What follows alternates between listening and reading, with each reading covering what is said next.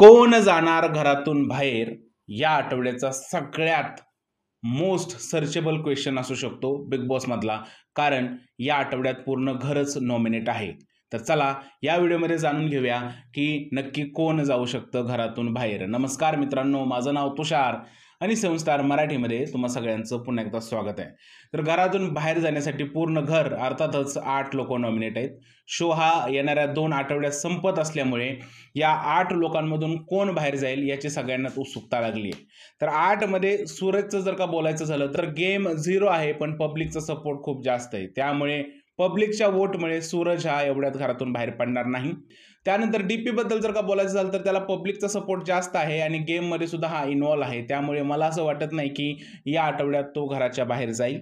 त्यानंतर अभिजित आणि अंकिताबद्दल बोलायचं झालं तर दोघंही स्ट्रॉंग प्लेयर आहेत आणि दोघांनाही एवढ्यात बिग बॉस घराच्या बाहेर काढेल असं सध्या तरी दिसत नाहीये.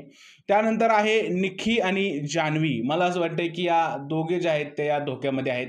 विशेष करून जान्हवी किल्लेकरला जास्त धोका आहे, कारण निक्की तांबोळीचं मिडवीक इव्हिक्शन करू शकतात टीआरपी साठी. पण जान्हवी किल्लेकरला या आठवड्यात धोका सद्यस्थितीत तर आहे, कारण तिचा गेम ठीकठाक आहे आणि पब्लिकचा सपोर्ट तिला एवढा जास्त मिळताना दिसत नाहीये.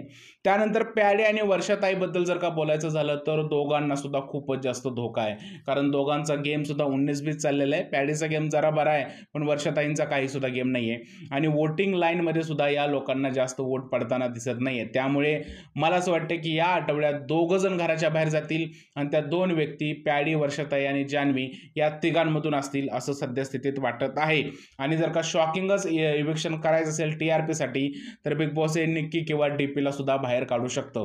मग सद्यस्थितीत मला असं वाटतंय प्याडी, वर्षाताई आणि जान्हवी या तिघांमधून 2 लोक घरांच्या बाहेर जाण्याची दाट शक्यता निर्माण झाली आहे. तुमचं काय मत आहे मित्रांनो? या 8 पैकी नक्की कोण होईल घरातून बाहेर? प्लीज मला कमेंटमध्ये सांगा. जर हा व्हिडिओ आवडला असेल त्याला लाईक करा, शेअर करा, चॅनलला सबस्क्राईब करायला विसरू नका. भेटूया पुढच्या व्हिडिओमध्ये. तोपर्यंत भारत माता की जय.